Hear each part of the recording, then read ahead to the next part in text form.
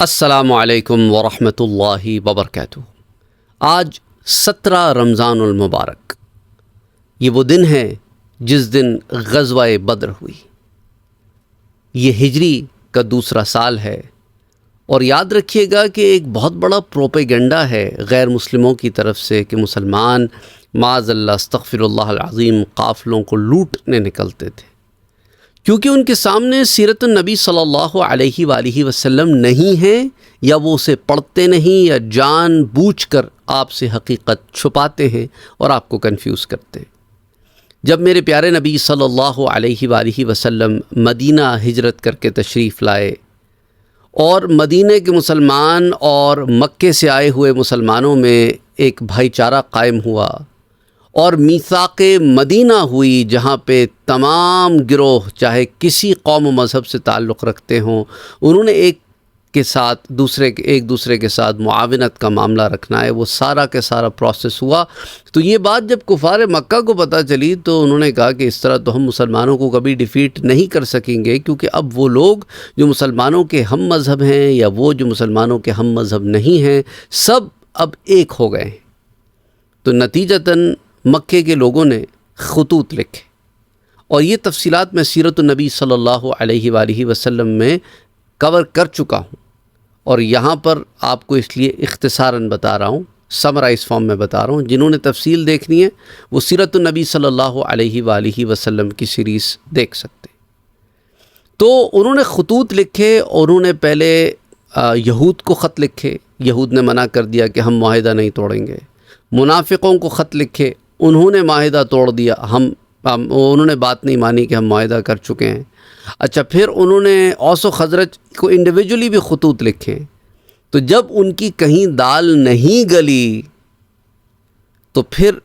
معاملہ یہ ہوا کہ انہوں نے کہا کہ ہم خود چڑھائی کریں گے۔ اچھا، جب حضور صلی اللہ علیہ وآلہ وسلم کو یہ بات پتہ چلی کہ یہ مسلمانوں کو، مدینہ کے رہائشی لوگوں کو، چاہے وہ بت پرست ہوں کہ یہود ہوں، ان کو اور مسلمانوں کو آپس میں توڑ کے لڑانا چاہ رہے، اور ساتھ ساتھ انہوں نے یہ معاملہ بھی کرنا شروع کر دیا ہے کہ اپنے تجارتی قافلوں کو روانہ کرنا شروع کر دیا ہے، اس نیت سے کہ اس کے اندر جو ان کو بینیفٹ ہوگا، جو ان کو پروفٹ ہوگا، اس سے ان وارز کو فنڈ کریں گے جو مسلمانوں کے خلاف لڑی جائیں گی۔ تو نتیجتاً حضور صلی اللہ علیہ وآلہ وسلم نے ان کے قافلوں کا تعاقب کیا، کیونکہ وہ ان قافلوں کے ذریعے جو تجارت کر رہے تھے، اس مال سے وہ اپنی وارز فنڈ کرنا چاہتے تھے۔ اگر آپ اپنے آپ کو، یہ سب سے سوال ہے، اس سچویشن میں رکھیں کہ دشمن کا جہاز آپ کے علاقے سے گزر رہا ہو، کارگو شپ گزر رہی ہو، اور آپ کو پتہ ہے کہ اس کارگو شپ سے جو فائدہ ہوگا اس سے ہمارے خلاف وار میں فنڈنگ لی جائے گی، آپ اس کارگو شپ کو گزرنے دو گے؟ کبھی نہیں گزرنے دو گے۔ یہی معاملہ تھا، ہر کوئی اپنی سالمیت کے لیے جنگ لڑتا ہے۔ It was an economic warfare. تو نتیجتاً یہ بدر سے پہلے بھی ایسے ہی معاملہ تھا، جب پتہ چلا کہ یہ جو قافلہ ابو سفیان لے کے جا رہا ہے، اس کے اندر جتنا مال لگا ہوا ہے، وہ مکے کے ہر خاندان، ہر قبیلے کا کچھ نہ کچھ مال لگا ہوا ہے، اور یہ اتنا بڑا تجارتی قافلہ ہے کہ اس کے اندر کثیر مال ہے، اور اس سے کثیر فائدہ ہوگا، اور اس سے کثیر فنڈنگ ہوگی، زیادہ تعداد میں بڑی فوج لے کے آئی جا سکے گی۔ تو ایسے قافلے کا تعاقب کرنا ضروری تھا۔ مسلمانوں نے اس کا تعاقب کیا جب یہ قافلہ سیریا کی طرف جا رہا تھا، لیکن مس ہو گیا، کیونکہ آف کورس کیلکولیشنز ادھر ادھر ہو جاتی تھی، تو قافلہ نکل گیا۔ تو مسلمان اس میں تھے کہ ان کو پتہ تھا کہ مکے والے کتنے دن تجارت کرتے ہیں اور واپس آتے ہیں، تو اس اندازے سے مسلمان مدینہ سے ایک دفعہ پھر نکلے کہ اب یہ جو قافلہ سیریا سے آ رہا ہے، اس کو ہم روکیں گے، اور اس میں مال و اسباب ہوگا، یہ ہم لے لیں گے، کیونکہ یہ مال ہمارے ہی خلاف استعمال ہونے جا رہا ہے۔ اور جب یہ خبر ابو سفیان کو ہوئی، اگین اس کی تفصیلات سیرت النبی صلی اللہ علیہ وآلہ وسلم میں کور کر چکا ہوں، وہاں پر بہت تفصیل سے کئی گھنٹوں کے دروس میں نے آپ کو صرف غزوہ بدر سے متعلق دیے ہیں، تو وہ آپ جا کے سن سکتے ہیں، کوئی 3-4 گھنٹے یا ایسے کچھ ہے۔ تو اینی وے، تو ابو سفیان نے پھر ایک آدمی کو بھیجا مکے، اور اس آدمی نے جا کے مکے میں کہا کہ بھئی ابو سفیان کے قافلے کو خطرہ ہے اور فوراً پہنچو. اس کی ساری تفصیلات پھر سیرت النبی میں موجود ہیں. تو پھر یہاں سے ابو جہل اینڈ کمپنی جو ہے یہ 1000 کی معیت میں نکلے. اچھا، اب یہاں پہ 2-3 باتیں بڑی فوکل جو ہے نا فوکس کر کے، ہمارا جو آج کل پورٹلز کی سیریز چل رہی ہے اور اس کے اندر ہم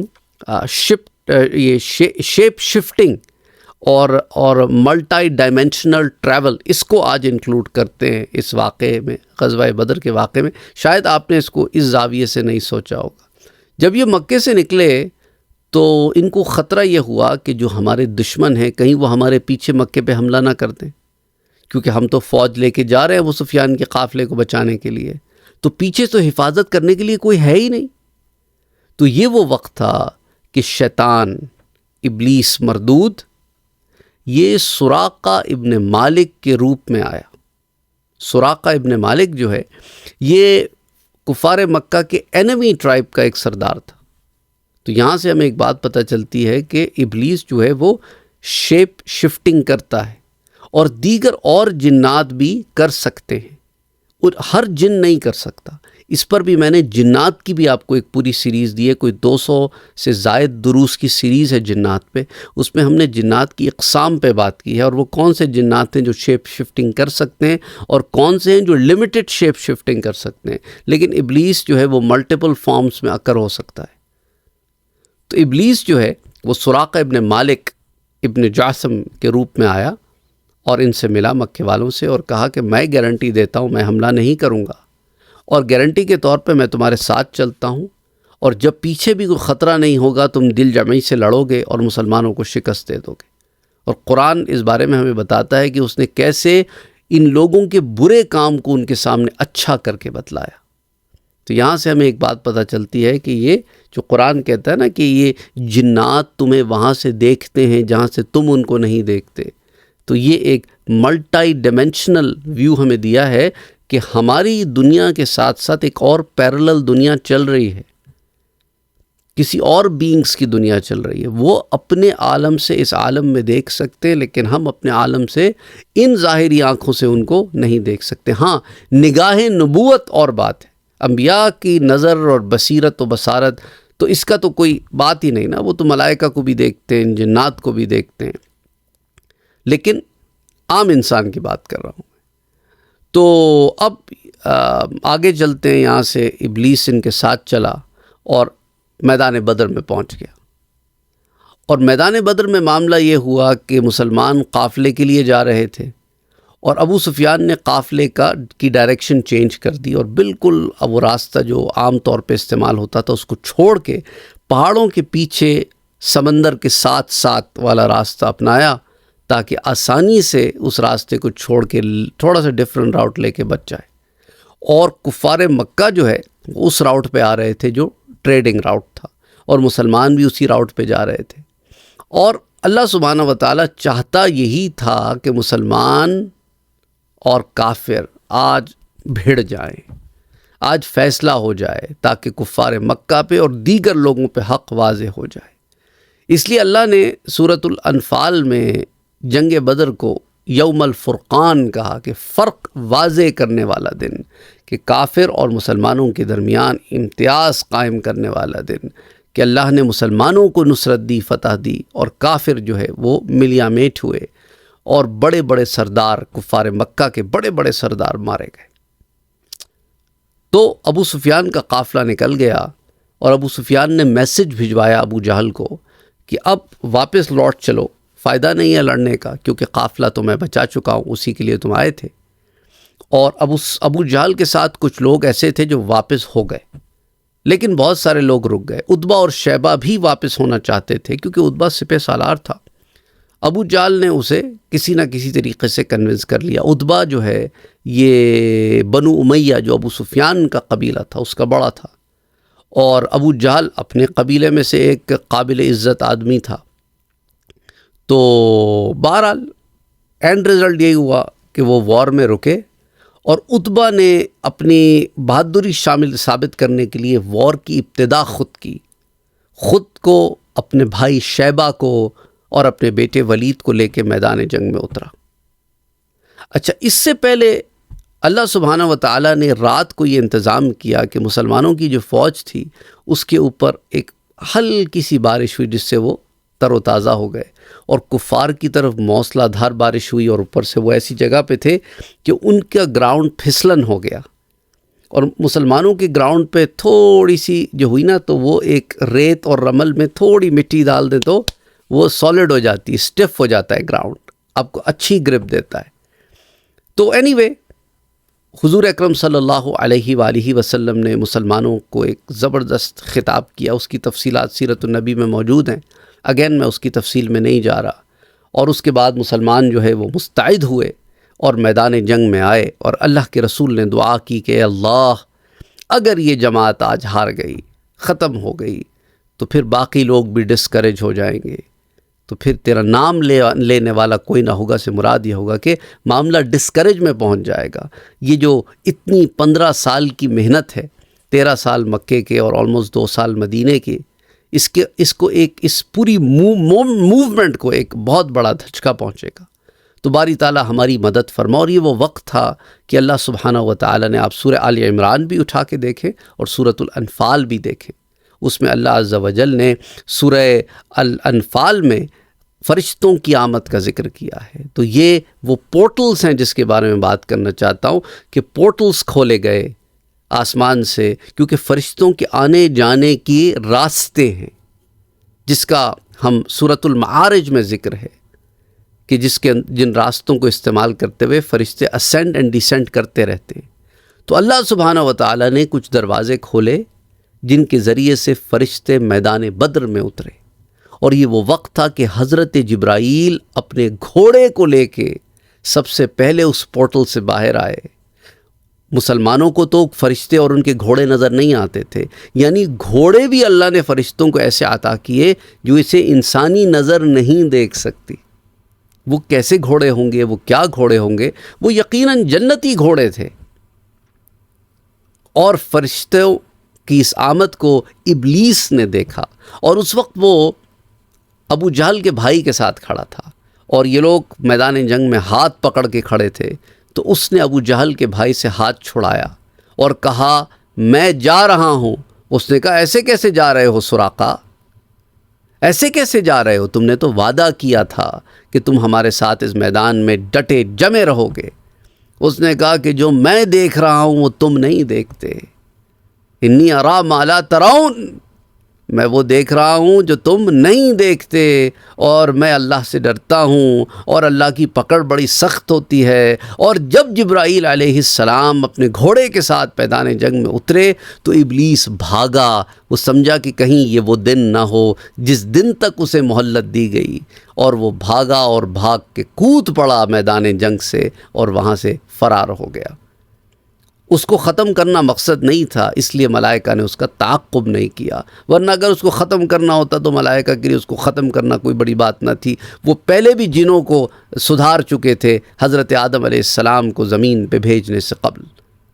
اس کی تاریخ ہم تاریخ ابلیس میں بڑی تفصیل سے دیکھ چکے ہیں، اور قصص آدم علیہ السلام میں بھی اسے دیکھ چکے ہیں۔ بہرحال اللہ سبحانہ و تعالیٰ نے ملائکہ کو گھوڑوں کے ساتھ، ہتھیاروں کے ساتھ یہاں پر اتارا، اور سورہ آل عمران میں اللہ عز و جل نے فرمایا کہ ہم نے ان کی تعداد بڑھا کے 3000 کر دی۔ پہلے 1000 تھے، پھر مسلمانوں تمہاری دل جمعی کے لیے 3000، پھر ان کو 5000 کر دیا۔ ایک روایت بھی آتی ہے جس میں حضرت علی کرم اللہ وجہہ فرماتے ہیں کہ میں نے 3 ہواؤں کے چھکڑ محسوس کیے، ایسے محسوس ہوا، ایسی تیز ہوائیں میں نے زندگی میں کبھی محسوس نہیں کی۔ میں بدر میں کنویں سے پانی بھر رہا تھا کہ اتنی تیز ہوا گزری کہ مجھے سمجھ نہیں آیا کہ اتنی تیز ہوا۔ دراصل وہ حضرت جبرائیل علیہ السلام کی آمد تھی اپنے پہلے 1000 لشکر کے ساتھ۔ کہتے ہیں اسی اثنا میں نے دوسری ہوا کا جھونکا دیکھا جو پہلا جیسا تھا، اور اس جیسی ہوا بھی میں نے پہلی ہوا سے پہلے کبھی نہیں محسوس کی تھی، اور یہ حضرت میکائیل علیہ السلام کے 1000 کا لشکر تھا۔ اور اس کے بعد تیسری دفعہ ہوا میں نے محسوس کی، وہ حضرت اسرافیل علیہ السلام کا 1000 کا لشکر تھا۔ حضرت میکائیل علیہ السلام اپنے 1000 کے لشکر کے ساتھ اس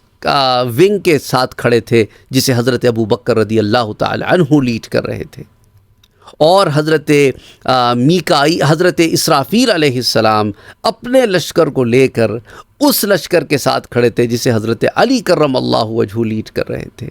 اور حضرت جبرائیل علیہ السلام بالکل سینٹر میں عقب میں موجود تھے۔ تو بہرحال اس کی تفصیلات غزوہ بدر میں موجود ہیں کہ کس طرح ملائکہ نے اپنے ڈائمنشن میں رہتے ہوئے ہمارے ڈائمنشن کے لوگوں کے اوپر وار بھی کیا، انہیں ہلاک بھی کیا۔ اس لیے صحابہ کہتے ہیں کہ ہم بعض دفعہ تلوار بلند کرتے کہ کافر کو مار دیں، اس سے پہلے کہ ہماری تلوار اسے پڑتی وہ گر جاتا اور مر جاتا۔ پھر جب ہم نے ان کی لاشیں اٹھائیں تو ہم نے دیکھا کہ ان کے بدنوں پر جلے کا نشان تھے کہ کوئی جلی ہوئی چیز سے مارا گیا ہے انہیں۔ تو حضور صلی اللہ علیہ وسلم نے بتایا کہ وہ تمہاری نہیں فرشتے کی مار سے مرے ہیں، تم نے ہتھیار اٹھایا، تمہارے مارنے سے پہلے فرشتے نے اسے مار دیا۔ تو ایک ڈائمنشن میں رہتے ہوئے دوسرے ڈائمنشن میں کام کرنا۔ حضرت لوط علیہ السلام کے زمانے کا بات تو ہم جانتے ہی ہیں، فرشتے وہاں آئے اور انسانی روپ میں آئے کہ انہیں سب دیکھتے تھے، لیکن یہاں فرشتے آئے تو انسانی روپ میں نہیں آئے۔ ویسے تو 1-2 فرشتے بھی کافی تھے، 1-2 فرشتہ کیا، ایک فرشتہ بھی کافی تھا، 1000 لوگوں کو اٹھا کے ختم کر سکتا تھا۔ یہ جب چند فرشتوں نے حضرت لوط علیہ السلام کے زمانے میں شہروں کو الٹ دیا، اپنے پروں پہ اٹھا کے اوندا کر دیا، تو یہ 1000 مٹھی بھر لوگ کیا تھے، انہیں ختم کیا جا سکتا تھا۔ لیکن اللہ سبحانہ وتعالی انہیں مکمل ختم نہیں کرنا چاہتا تھا۔ حضور نے فرمایا اس لشکر کو دیکھ کے کہ صحابہ سے کہ آج مکے نے اپنے جگر کے ٹکڑے اٹھا کے تمہارے سامنے پھینک دیے ہیں کہ انہیں اڑا دو ان کو، آج مکے کی لیڈرشپ ختم ہو جائے گی۔ اور یہی ہوا، مکے کی لیڈرشپ ختم ہو گئی۔ اس کے بعد مکے کا حال بدر کے بعد بہت برا تھا۔ وہ لوگ جو کبھی لیڈرشپ میں آنے کا خواب بھی نہیں دیکھتے تھے وہ لیڈر بن گئے، وہ نوجوان، وہ جو ایسے لوگ جنہیں ایکسپیرینس بھی نہیں تھا، جو ان ایکسپیرینس لوگوں کی اولاد تھی، وہ لیڈرشپ میں آ گئی۔ ابو سفیان جیسا آدمی لیڈرشپ میں آ گیا جس کو ابھی امید نہیں تھی کہ وہ بنو امیہ کو لیڈ کرے گا اور سپہ سالار بن جائے گا مکے کا، جبکہ ابھی عتبہ بھی زندہ ہے، عتبہ کے بعد شیبہ بھی ہے، پھر ابو سفیان کی باری آتی۔ ادھر ابو جہل جو بنو مخزوم سے تعلق رکھتا تھا، وہاں پر بھی کسی کو امید نہیں تھی کہ ابو جہل اتنی جلدی چلا جائے گا اور لیڈرشپ چینج ہو جائے گی۔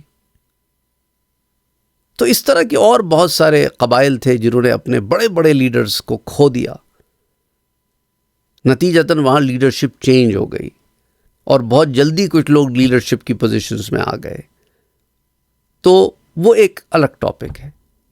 لیکن یہاں آپ کو بتانا مقصود ہے کہ ایک اور چیز جو قرآن بیان کرتا ہے کہ جب کفار مکہ کے لشکر کو مسلمان دیکھتے تو تھوڑا سا لشکر نظر آتا۔ یہ ایک میریکل تھا اللہ کی طرف سے کہ کثیر تعداد کا لشکر جو آپ سے 3 گنا سائز میں ہو، وہ آپ کو ایک چھوٹی سی جماعت نظر آئے، اور مسلمان جو 313 ہی تھے، قلیل تھے، کم تھے 1000 کے لشکر کے، وہ اور بھی تھوڑے نظر آئے۔ تو کفار مکہ نے کہا اتنے تھوڑے سے تو لوگ ہیں، ہم تو انہیں ایک ہلے میں اڑا دیں گے، اور اسی طرح مسلمانوں نے بھی کہا یہ تو تھوڑے سے کفار آئے ہیں، ہم بھی انہیں آرام سے اڑا دیں گے، مسئلہ ہی کوئی نہیں ہے، یہ تو تھوڑے سے نظر آ رہے ہیں۔ یہ بھی اللہ سبحانہ وتعالی کی طرف سے خاص کرم تھا۔ اور پھر کفار نے میدان جنگ میں ملائکہ کو دیکھا لیکن مسلمانوں نے نہیں دیکھا، یعنی اللہ سبحانہ وتعالی نے ڈائمنشن یوں کھول دیا کہ انہوں نے دیکھا ملائکہ کو، آ رہے ہیں کچھ لوگ کچھ الگ رنگ کے کپڑوں میں، کچھ الگ رنگ کے لباسوں میں، کچھ الگ رنگ کی پگڑیوں میں، اماموں میں، جو مسلمانوں کے ڈریس سے مختلف ہے، ان کے گھوڑے بھی مختلف ہیں۔ تو اللہ سبحانہ وتعالی نے ایک اور یہاں پہ چیز بتائی کہ دیکھو ہم چاہے تو کسی کے لیے ایک ڈائمنشن کھول دیں اور اس کی آنکھیں اس ڈائمنشن میں دیکھ سکیں، لیکن دوسروں کی آنکھیں اسے اس ڈائمنشن میں دیکھ نہ سکیں اور کمپریہینڈ بھی نہ کر سکیں۔ جو دیکھ رہا ہے اسے بھی سمجھ میں نہیں آ رہا کہ میں کس کو دیکھ رہا ہوں۔ بہرحال امید کرتا ہوں کہ آپ کو اس سے فائدہ ہوا ہوگا اور کچھ ایسی انفارمیشن جاننے کو ملی ہوگی جو شاید آپ کے علم میں نہ ہو، اور مزید تفصیلات کے لیے جیسا میں نے آپ سے ذکر کیا، جنات پر بھی سیریز موجود ہے، تاریخ ابلیس پر بھی سیریز موجود ہے، اور سیرت النبی صلی اللہ علیہ وآلہ وسلم پر کوئی 450 دروس کے قریب ہم نے ریکارڈ کرائے ہیں، جس میں ہم نے سیرت النبی صلی اللہ علیہ وآلہ وسلم کے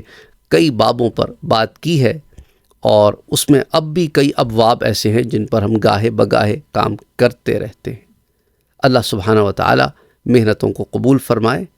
اور رمضان المبارک کے بابرکت مہینے میں ہمیں توفیق عطا فرمائے کہ ہم میں بھی ایمان کی حرارت پیدا ہو، ہم بھی ظلم کے خلاف اٹھ کھڑے ہو سکیں۔ اللہ سبحانہ و تعالی ہمیں توفیق عطا فرمائے کہ ہمارے اندر جو اخلاق رذیلہ ہیں ہم انہیں ختم کر سکیں اور نیکی کی زندگی گزار سکیں، ایسی زندگی گزاریں کہ رب تعالی ہم سے راضی ہو، اور جو ہمارے چلے گئے اللہ عز و جل ان سب کی بخشش فرما دے، مغفرت فرما دے، اور ہمیں بھی بخش دے، ہمیں بھی معاف فرما دے۔ اللہم صلی علی محمد وعلی آل محمد صلی اللہ علیہ وآلہ وسلم۔